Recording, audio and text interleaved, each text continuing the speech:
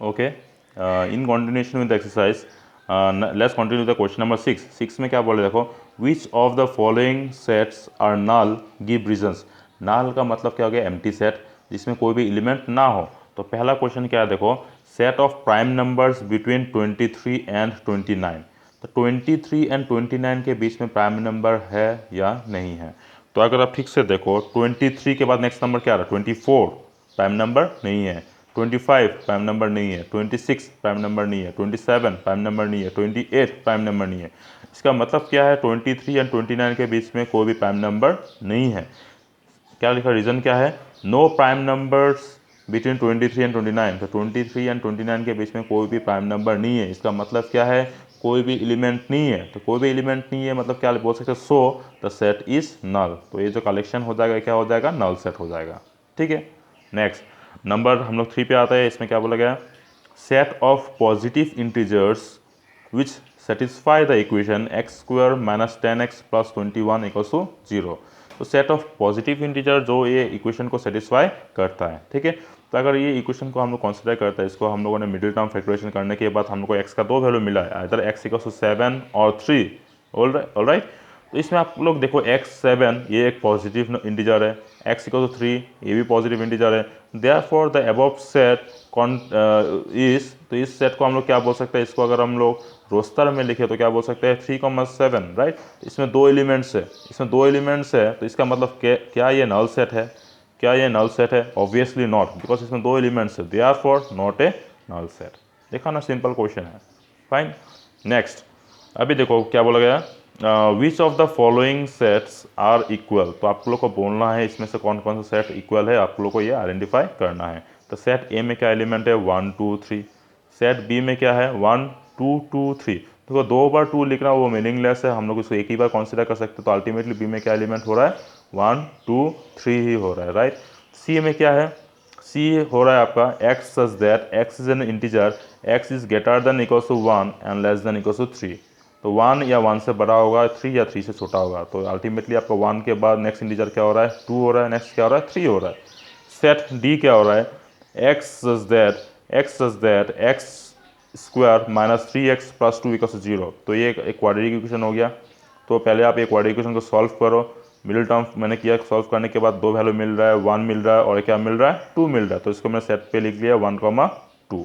Right, set ई देखो इसमें क्या दिया हुआ है, ई में दिया आपको एलिमेंट्स क्या क्या दिया हुआ है, x such that x is greater than equals to 1 and less than equals to 5, x belongs to natural number.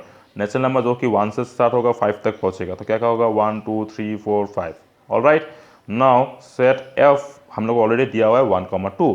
तो अगर आप ये सारे सेट को देखो तो आपको दिखाई दे रहा है कौन कौन सा सेट इक्वल हो रहा है। सेट ए में एलिमेंट क्या क्या है, 1 2 3, बी में भी क्या क्या है, 1 2 3, एंड सी में भी क्या है, 1 2 3। तो इसमें क्या मिल रहा है मुझे, set A set B set C equal है। तो A is equals to B is equals to C. तो मैंने वहाँ पे लिख लिया है, यहाँ पे क्या लिख लिया, 10 A equals to B equals to C, ऊपर से क्या लिखा हो, D and set F equal है। तो ऑब्वियसली अगर आप देखते हो यहाँ पे सेट डी में एलिमेंट क्या क्या है, 1 2 है, एंड सेट एफ में भी एलिमेंट क्या है, 1 2 है। तो set D and set F will be equal. ठीक है, okay. Now come to the question number 8। Question number 8 में देखो, which of the following are correct and which are not. तो आप लोग को इसमें आइडेंटिफाई करना होगा कौन कौन सा करेक्ट है, कौन कौन सा करेक्ट नहीं है। तो इसमें देखो आपको क्या लिखा हुआ है, set 2 is a subset of 2 4। तो ऑब्वियसली 2 देखो आपको 2 इसका अंदर पे है, एंड ऑब्वियसली देखो सबसेट होने के लिए फिर से इसको सेट होना पड़ेगा। तो इसे set 2 belongs to this is true. Set A belongs to A B C. देखो बिलोंग्स टू होने के लिए एग्जैक्टली सेम एलिमेंट होना पड़ेगा। तो इसमें सेट, इसमें ए है लेकिन इसमें मैंने ए पे एलिमेंट सेट का नोटेशन दे दिया है। तो अगर ये बिलोंग्स टू लिखूंगा तो क्या हो जाएगा, फॉल्स हो जाएगा। लेकिन अगर इसमें इसको सबसेट कर दूँ तब ये ट्रू हो जाएगा। ठीक है, नाउ देखो set A subset of set, फिर से एलिमेंट ए सेट के अंदर पे है कॉमा बी। तो सबसेट होने के लिए क्या होना पड़ेगा, जो भी आपका एलिमेंट है उस पर वापस से आपका सेट का नोटेशन देना पड़ेगा। तो इसमें एलिमेंट क्या है, सेट ए है, तो इसमें सेट ए हो रहा है। तो ये क्या हो जाएगा, फॉल्स हो जाएगा। लेकिन इसको मैं अगर बिलोंग्स कर दूँ तो क्या हो जाएगा, वो ट्रू हो जाएगा। ठीक है, ओके। क्वेश्चन नंबर 10 क्या हो रहा है, which of the following are correct and which are not.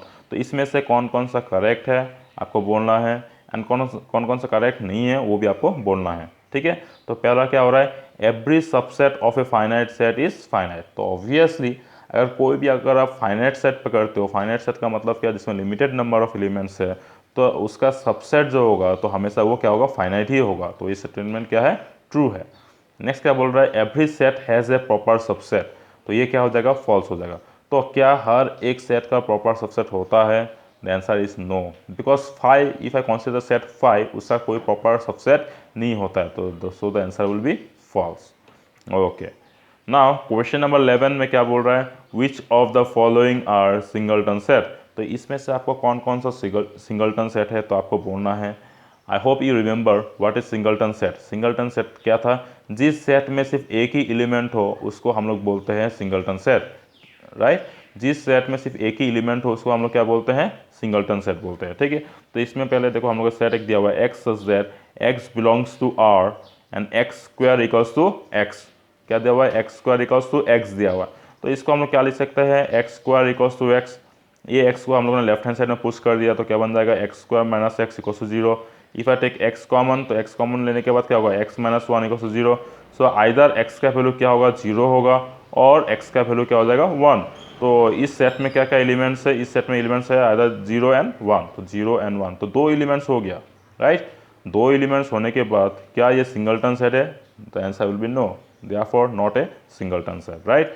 Okay, next question देखो आपका, ये क्वेश्चन 11 का ये वाला क्वेश्चन देखो। इसमें क्या दिया हुआ है, एक्स सच दैट क्या दिया हुआ है, x square minus 3x minus 70 equals to 0। X belongs to N, means x क्या होना चाहिए, नेचुरल नंबर होना चाहिए। एक्स क्या होना चाहिए, नेचुरल नंबर होना चाहिए। तो ऑब्वियसली एक क्वाड्रेटिक इक्वेशन है, it is easy to solve. तो एक क्वाड्रेटिक इक्वेशन को सॉल्व करने के बाद मुझे 2 वैल्यू मिला, एक्स इक्वल्स टू -7 और 10। लेकिन देखो यहाँ पे नेचुरल नंबर बोला गया है, तो क्या हम लोग -7 को पकड़ सकते हैं, नो। सो क्या आ जाएगा, सिर्फ only 10 will be there. So only क्या होगा, 10 होगा। तो क्या हो रहा है, ओनली 10 हो रहा है, therefore it is a singleton set. But -7 इसमें मैंने लिख दिया हो, -7 नेचुरल नंबर नहीं है, but -7 is not a natural number. तो इस गिवन सेट में क्या एलिमेंट है, सिर्फ 10 है, तो therefore it is a singleton set. Okay okay, in continuation with the exercise question number again 12। तो हम लोग को सेट ए बी सी दिया हुआ है, तो हम लोग को कुछ ऑपरेशंस, हम लोग को कुछ चीज़ कैलकुलेट करने के लिए बोला गया है। तो हम लोग को देखो ये सेट बिल्डर फॉर्मेट पे दिया हुआ है, x such that, I hope it is visible, x such that x is an integer, x is greater than equals to 1 and less than equals to 9। X 1 के बराबर और उससे बड़ा होगा, एंड 9 से छोटा व 9 के बराबर होगा, राइट। सो इस सेट में एलिमेंट्स क्या होगा, देखो ये रोस्टर फॉर्म ये सेट बिल्डर पे दिया हुआ है, तो हम लोगों ने उसको रोस्टर में कन्वर्ट कर दिया। तो 1 से लेकर आपको 9 का एलिमेंट होगा, राइट। तो 1 2 3 4 5 6 7 8 9, राइट। सेट भी आपको क्वेश्चन पे दिया हुआ है, x such that x is prime and x is greater then 1 and less then 12। Prime number होना चाहिए जो कि 1 से बड़ा होगा एंड 12 से छोटा होगा। तो 1 एंड 12 के बीच में प्राइम नंबर्स क्या क्या है, 2 है, 3 है, 4 is not a prime number, तो 4 नहीं लिखा हम लोगों ने, तो 5 हो गया। 6 अगेन प्राइम नंबर नहीं है, तो 6 नहीं लिखा, तो 7 हो गया। फिर 8 9 10 नहीं होगा, फिर 11 होगा। 12 प्राइम नंबर नहीं है, तो 12 हम लोगों ने नहीं लिखा है, ठीक है। नाउ सी क्या दिया हुआ हम लोग को, x such that x is N odd integer, x is greater then 4 and less then 12। तो 4 एंड 12 के बीच में ऑड इंटीजर्स क्या क्या है, आप ऑब्वियसली आपको 5 7 9 11 ये 4 ही होगा, राइट। फाइन। तो हम लोग को क्या क्या मिल गया, हम लोग को रोस्टर मेथड में हम लोग को सेट ए मिल गया, सेट बी मिल गया, सेट सी मिल गया, तो ए बी सी मिल गया। अभी हम लोग को कुछ ऑपरेशंस निकालने के लिए बोला गया है। We have been asked to find the value of A intersection B intersection C. तो इंटरसेक्शन का मतलब क्या था, इंटरसेक्शन का मतलब था कॉमन। तो तीनों सेट को हम लोगों ने लिख लिया, यहाँ पे ये तीनों को लिख लिया है। तो तीनों के बीच में कॉमन क्या है आपको दिखाई दे रहा है, इसमें 5 7 है, इसमें भी 5 7 है, इसमें भी 5 7 है, राइट। तो तीनों के बीच में कॉमन क्या है, 5 7। लेकिन दूसरा अगर आप कोई भी एलिमेंट पकड़ते हो, जैसे इसमें 9 है, 9 यहाँ पे नहीं है, तो 9 लेकिन यहाँ पे भी है, लेकिन एक सेट में पकड़ नहीं होता है, तो वो हम लोग नहीं पकड़ेंगे। इन तीनों के बीच में इंटरसेक्शन मतलब तीनों में होना पड़ेगा, जो एलिमेंट्स तीनों में कॉमन हो तो वही यहाँ पे बैठेगा, ठीक है। नेक्स्ट नंबर 2 क्या है, बी सिमेट्रिक डिफरेंस सी। आपको मालूम है, ऑलरेडी मैंने ये डिस्कस किया था, सिमेट्रिक डिफरेंस का मतलब क्या था। बी सिमेट्रिक डिफरेंस सी का मतलब है B difference C union C difference B. तो इसको तोड़ने से क्या होता है, B difference C union C difference B, right. तो बी डिफरेंस सी पहले निकालो, ये सेट बी को हम लोगों ने लिख लिया, डिफरेंस सी सेट सी को लिख लिया, यूनियन को लिखा, फिर से सेट सी को लिखा, यहाँ पे सेट सी को लिखा, डिफरेंस, फिर सेट बी को यहाँ पे लिखा। अभी ये बी डिफरेंस सी निकाल रहे हैं हम लोग, तो आपको मालूम है जब भी बी डिफरेंस सी निकालेंगे, बी का एलिमेंट्स यहाँ पे बैठने वाला है जो कि सी पे नहीं है। तो 2, क्या 2 यहाँ पे है? नहीं है, तो 2 बैठ जाएगा। 3 यहाँ पे है, नहीं है, तो 3 यहाँ पे बैठ जाएगा। 5 यहाँ पे है, तो 5 हम लोग नहीं लिखेंगे। 7 भी यहाँ पे है, तो 7 नहीं लिखेंगे। 11 भी यहाँ पे है, तो 11 हम लोग नहीं लिखेंगे। तो इन दोनों का डिफरेंस करने से क्या निकल रहा है? 2,3 आ रहा है। फिर यूनियन को हम लोगों ने लिख लिया। फिर से 5, 7, 9, 11, तो इसका एलिमेंट्स यहाँ पे पहले बैठने वाला, तो जो कि यहाँ पे नहीं है, राइट। तो 5 यहाँ पे 5 ऑलरेडी है, तो 5 हम लोग नहीं लिख सकते हैं। 7 भी यहाँ पे है, तो हम लोग नहीं लिख सकता है। 9 यहाँ पे क्या है? क्या नहीं है, तो 9 हम लोग लिख सकता है। 11, लेकिन 11 यहाँ पे फिर से है, तो हम लोग 11 को नहीं लिख सकते, राइट। तो अल्टीमेटली क्या हो रहा है? Set 2, 3 union and the element 9, right. तो इन दोनों का यूनियन करने से क्या हो जाएगा? सब एलिमेंट हम लोग को लिखना है, तो अल्टीमेटली टू बी 2, 3, 9। तीसरा क्या हो रहा है? तीसरा सिंपल है, ए डिफरेंस बी यूनियन सी। तो पहले हमने सेट ए को लिख लिया, डिफरेंस लिख लिया। अभी B union C, already B and C का यूनियन करने से क्या हो जाएगा? सबका दोनों एलिमेंट लिख दो, तो 2 बैठ जाएगा, 3 आ जाएगा, 5 आ जाएगा, 7 आ जाएगा, 9 आ जाएगा, 11 आ जाएगा। तो वही लिख लिया आपने, 2, 3, 5, 7, 9, 11। तो फिर से ये डिफरेंस निकालो, तो दिस डिफरेंस क्या होगा? ये यहाँ पे उसी एलिमेंट्स को लिखना है यहाँ पे जो कि इस पे है, लेकिन वो यहाँ पे नहीं होना चाहिए, ठीक है। तो 1 यहाँ पे नहीं है, तो 1 को लिख लिया। 2 यहाँ पे है, तो नहीं लिखूंगा। इस तरीके से हम लोग 1, 4, 6, 8 मिल गया हम लोग को, ठीक है। ओके, नंबर 4 पे क्या दिया हुआ क्वेश्चन? नंबर 4 पे दिया हुआ देखो, A difference B union A difference C. तो फर्स्ट ऑफ ऑल हम लोगों ने ए डिफरेंस बी निकाल लिया, यूनियन, फिर ए डिफरेंस सी निकाल लिया, ठीक है, तो वो मिल गया। फिर दोनों के बीच में हम लोगों ने क्या ले लिया? यूनियन ले लिया, ठीक है। ये देखो बार बार हम लोग रिपीटेडली कुछ ऑपरेशंस को हम लोग यहाँ पे यूज़ कर रहे हैं। फर्स्ट ऑफ ऑल डिफरेंस को यूज़ कर रहा है, सिमेट्रिक डिफरेंस यूज़ कर रहे हैं, यूनियन, इंटरसेक्शन, ये 4 ऑपरेशन हम लोग रिपीटेडली यूज़ करेंगे throughout the exercise while solving the questions and also the complement. Next question जो है क्वेश्चन नंबर 13, तो ये कॉम्प्लीमेंट के ऊपर है। तो इस क्वेश्चन को भी ये एग्जाम पे आता है, देखो, ठीक है। ओके, क्वेश्चन नंबर 13 में क्या दिया हुआ देखो, हम लोग को कॉम्प्लीमेंट हमेशा यूनिवर्सल सेट के साथ होता है, तो यू नो दिस। तो क्वेश्चन नंबर 13, तो क्या दिया हुआ है? Universal set is given 1, 2, 3, 4, 5, 6, 7, 8, 9। हम लोग का सेट ए दिया हुआ है, बी दिया हुआ है, सी दिया हुआ है। तो फर्स्ट ऑफ ऑल हम लोगों ने A complement, B complement, C complement निकाल लिया। ए कॉम्प्लीमेंट क्या होगा? U minus A. तो अब यू से आप ए को हटा दो, तो यू से ए हटाने के बाद ये बच रहा है। This is simply difference, right, जो थोड़ा देर पहले हम लोगों ने यूज़ किया है। तो ए कॉम्प्लीमेंट क्या होगा? यू डिफरेंस ए, तो यू से आप ए को हटा दो। सिमिलरली आपने बी कॉम्प्लीमेंट निकाल लिया, मतलब यू से बी को हटा दिया, तो यू से, इस यू से अगर आप बी को हटाते हो तो ये बचता है। तो सी कॉम्प्लीमेंट का मतलब क्या आ रहा है? यू डिफरेंस सी, तो मतलब यू से आप सी को हटा दो, तो ये सी कॉम्प्लीमेंट मिल जाएगा हम लोग को, ठीक है।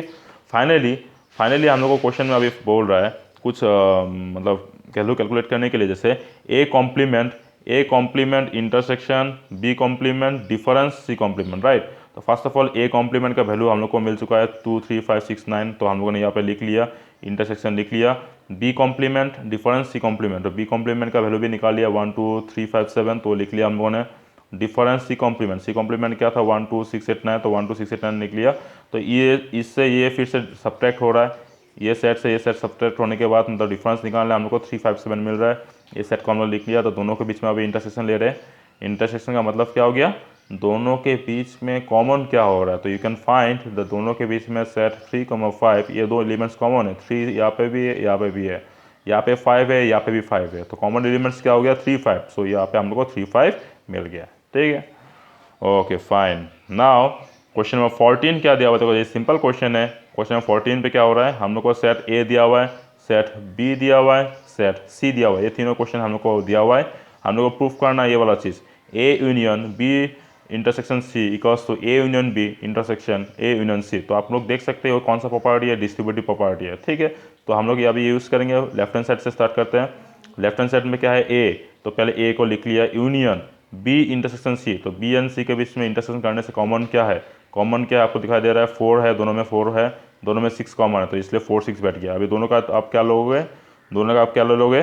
दोनों का आप ले लो यूनियन। तो दोनों का यूनियन लेने से क्या हो जाएगा? 1, 2, 3, 4 लिख लिया। 4 फिर से नहीं लिखना हम लोग को 6 लिख लिया, ठीक है।